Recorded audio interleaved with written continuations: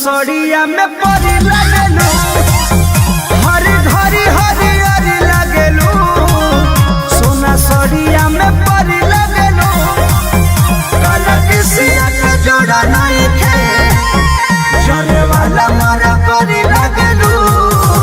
खट्टा मीठा रस भरी लगेलू, सोना सड़िया में परी लगेलू, हरी घरी हरी हरी लगेलू।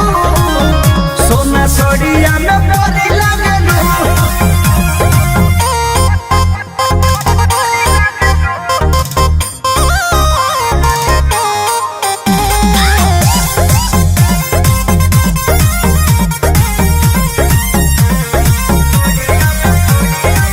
करे कजरवा जियरवा पे काबू, लगे भरल बा नजरवा में जादू। हवा में ओढ़नी उड़ावत चलेलू, फीले में दिल धड़कावत चलेलू।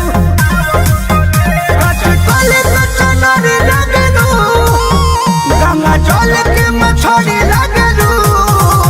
चना डाल के तू पढ़ी लगेलू, सोना सड़िया में परी लगेलू, हरी घरी हरी हरी लगेलू।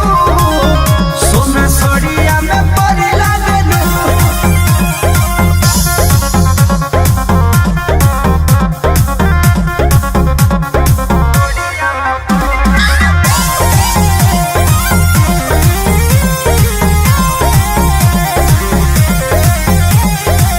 ऐसन ढाबा की कह दे बुघाही, ए जनजियते मचहिबू तबाही।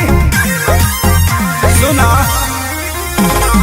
रवि कन्हा से निकार कला तू, सुख मिली पर मुझसे प्यार कला तू। चुनमुनिया सुनरी लगेलू, एकरे फूल झड़ी लगेलू।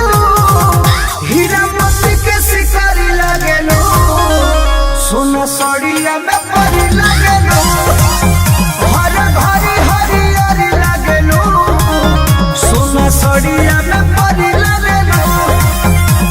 आँखों जान ले लो बुका।